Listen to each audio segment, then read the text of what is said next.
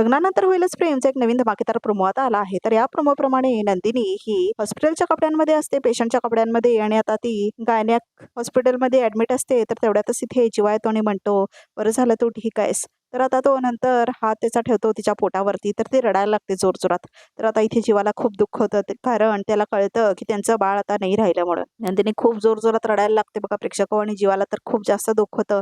तेवढ्यातच काव्याचा phone येतो. तर आता इथे नंदिनी म्हणते हिला नको सांगायला एवढ्यातच, कारण मिसकॅरेजचं ऐकल्यावर तिला चक्कर वगैरे येईल. ती बघितलेली होती हॉस्पिटलमध्ये, त्यावेळेला तिला खूप भीती वाटली होती, त्यामुळे सांगायला नको असं म्हणते ती. तेवढ्यातच जीवा म्हणतो, आम्ही लपून काय झालं बघितलंस ना, आता अजून काही नाही लपवायचं घरच्यांबरोबर, असं म्हणतो आता इथे जीवा.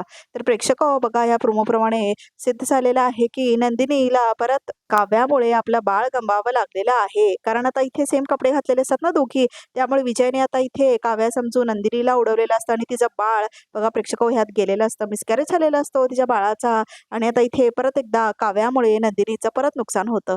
खरंच हे सिरियल बघताना खूप वाईट वाटते बघा प्रेक्षक. पहिला काव्याने नंदिनीचा नवरा खाल्ला, मग त्याच्यानंतर जीवा पण तिच्याबरोबर चांगला वागायचं नाही, कारण त्याला ऑलरेडी खाऊन बसली होती काव्या. आता तिचं बाळ पण खाऊन बसली. तर खरं तर अशी लँग्वेज यूज करू नये कुणाला पण काय म्हणावं बघा प्रेक्षक.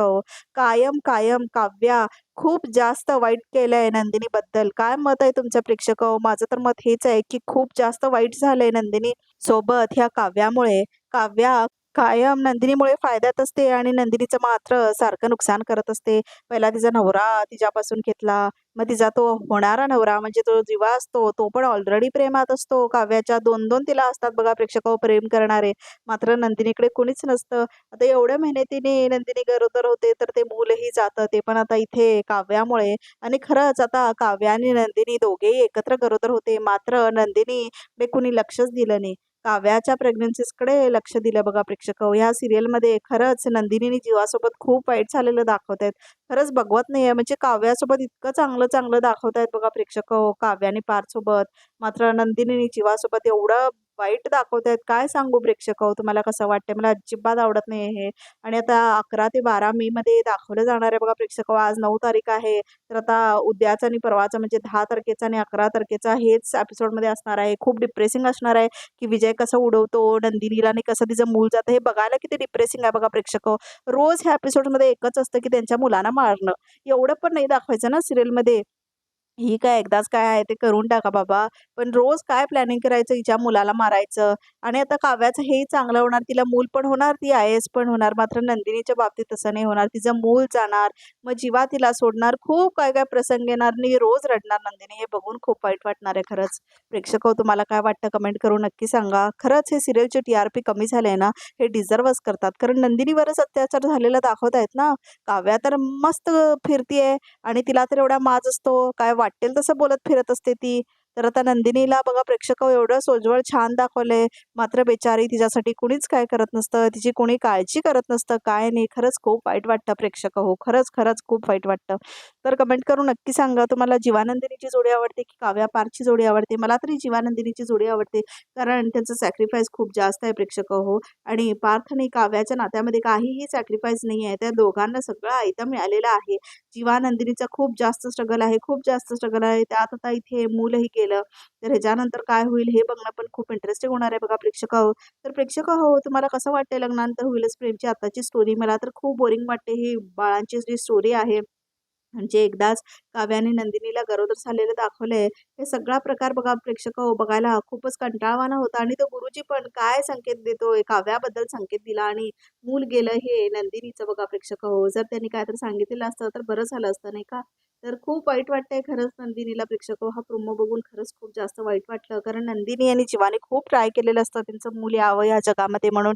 किती प्लॅनिंग्स करून ठेवलेले असतात, आणि जीवा इतका उत्तावळ होता, वाटतच होतं बाळाला काहीतरी होईलच म्हणून. कारण असंच दाखवतात, एक्स्ट्रा उत्तावेळ दाखवतात ना, त्यावेळेला असंच काहीतरी दाखवतात बघा प्रेक्षक हो सिरियलमध्ये. तुम्हाला पण अनुभव आलाच असेल ना? मला तर खूप वेळा अनुभव आलाय बघा प्रेक्षक हो. तर प्रेक्षक हो, अजून तुम्हाला ह्या स्टोरीमध्ये काय बघायला आवडेल? म्हणजे काहीतरी एक्साइटिंग बघायला आवडेलच ना? तर स्टोरी कुठल्या वळणावर गेलेली आवडेल तुम्हाला? तर मला इथे हा बाळांचा चॅप्टर बंद झालेला पाहिजेत आणि काव्या, पार्थला उगाचच इम्पॉर्टन्स दिलेलं बंद केलं पाहिजेत. कारण त्या दोघांची ॲक्टिंग अजिबात चांगली नाही. जीवांदिनीची ॲक्टिंग चांगली आहे म्हणून त्यांचं बाळ गेलेलंही दाखवतायत. त्यांनाच दाखवा म्हणजे चांगलं चालेल ही सीरियल. कारण आता इथे पार्थ आणि काव्याचं सेम, सेम फालतू फाईट, सेम, सेम जे ती काव्या आणि रम्याचे जे फाईट्स असतात त्याच्यामध्ये हात पकडते काव्या तिचा आणि सेम ते वसवत्यासोबत किती ते बघून कंटाळा यायला लागलाय खरंच. आता इथे काहीतरी नवीन घेऊन या स्टोरीने तर TRP एवढी कमी झाली या सिरियलची बंद व्हायला पण पाठीमागे पुढे बघणार नाही बघा प्रेक्षक हो. काय म्हणणं आहे तुमचं कमेंट करून नक्की सांगा.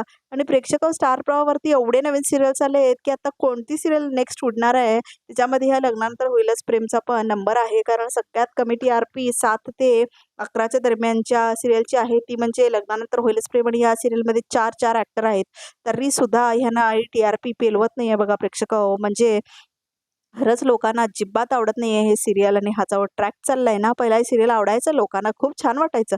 पण हा जो बाळांचा ट्रॅक चाललाय तो विजय मूर्ख माणूस जेव्हापासून आलाय ना, त्याला काही ताळ नाही ना तंत. रम्या जरा बरी होती, पण विजय तर ऑलरेडी एक क्रिमिनल माणूस आहे बघा प्रेक्षक हो.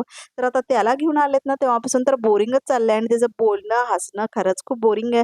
वेगळं कॅरेक्टर वाटायचं स्टार्टला जेव्हा आला तेव्हा, पण आता इथे जसे-जसे एपिसोड्स पुढे चाललेत ना, खूप जास्त बोर वाटायला लागलंय प्रेक्षक हो त्याचं. तुम्हाला पण असं वाटतं का? बोरिंग वाटायला लागलं का? तुम्हाला पण विजयची ॲक्टिंग कमेंट करून नक्की सांगा. तर प्रेक्षक हो, रम्याचा पायाला तर ॲक्सिडेंट झालाय, तर आता तिचं खूप मोठं ऑपरेशन होणार आहे आणि ते ऑपरेशनच पुढच्या आठवड्यामध्ये होणार आहे आणि मग तिला त्याच्यानंतर रिकव्हरी व्हायला अजून कितीतरी महिने लागणार आहेत. तर आता रम्या तर या सीरियलमध्ये येणारच नाही बघा प्रेक्षक हो 3-4 महिन्यासाठी. रम्याशिवाय तर सगळंच बोरिंग आहे.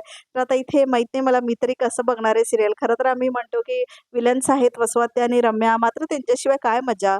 नंदिनी आणि काव्या त्यांच्याबरोबरच तर लढायच्या. आता तो विजय आलाय. बघा विजयाला बघून किती बोर वाटते आणि बरोबर रम्याचा पाया मोडून बसलाय आणि छोटा-मोठा नाही खूप मोठा तिचं ऑपरेशन होणार आहे. त्यामुळे लिगामेंट टेअरचं ऑपरेशन तर खूपच दिवस लागणार तिला आणि ती बोलते पण बघा प्रेक्षक हो, जी रम्या जी रोल प्ले करते ह्या सीरियलमध्ये, ती स्वतः लोकांना रिप्लाय देते आणि सगळं सांगते. माझं सुद्धा तिच्याशी खूपदा कन्व्हर्सेशन झालंय. ती खरंच खूप चांगली आहे. म्हणजे सीरियलमध्ये ती निगेटिव्ह कॅरेक्टर करत असेल, मात्र ती सगळ्यांसोबत बोलते. खूप छान आहे ती खरंच जे कोणी रम्या प्ले करते ती. आणि प्रेक्षक हो तिची ॲक्टिंग पण खूप छान होती. काहीतरी वेगळं दाखवायला पाहिजे. हे बाळांचं खरंच खूप बोरिंग झालंय प्रेक्षक हो. दुसरे सीरियल्स बघा किती छान-छान ट्रॅक्स आले त्याच्यामध्ये. त्याच्यामध्ये लग्नानंतर होईलच प्रेमचं दोन्ही ठिकाणी त्या मुलांचंच ट्रॅक घेतलंय ना, किती बोरिंग वाटते. त्याच्यापेक्षा परत बाहेर काढा कुठले-कुठले विलन्स होते ते. जो दीपक होता, जो इथे नंदिनीच्या मागे लागायचा ना, त्याला बाहेर काढा जेलमधून आणि काहीतरी नवीन ट्रॅक चालू करा बाबा. मात्र हे बाळांचा ट्रॅक तरी बंद करा. नाहीतर दोघांचेच मुलांना मारून टाका आणि काहीतरी करून टाका एकदाचं. कारण आता इथे बघणं खूप कंटाळवाणं झालंय, की रोज उठून त्या बाळांचंच हे असतंय प्रेक्षक हो. तेच प्लॅनिंग करते वसुआते आणि विजयाने कसं काय करायचं आणि मानिनीचं ते रोजचं तेच आहे. तिला ते स्वप्न येत असतं, ती घाबरत असते, ती उठत असते. खरंच खूप प्रेडिक्टेबल झालेत एपिसोड्स प्रेक्षक हो. तुम्हाला पण असंच वाटतंय का? मला तरी असंच वाटतंय, खूप बोर वाटतंय आणि ते मानिनीचं स्वप्न ते खरं झालंय पण बघा प्रेक्षक हो. आणि 11 ते मे मध्ये हे एपिसोडमध्ये येईल पण. म्हणजे हा जो प्रोमो आहे हा 11 ते मे दरम्यान येईल पण मी एपिसोडमध्ये बघा प्रेक्षक हो. तर आम्ही लवकरच ते अपडेट पण करू आमच्या या चॅनलवरती. तर प्रेक्षक हो अशाच नवीन अपडेटसाठी आमच्या चॅनलला नक्की सबस्क्राईब करा, लाईक करा, कमेंट करा आणि असंच आमच्या चॅनलवर नवीन-नवीन कंटेंट बघत राहा.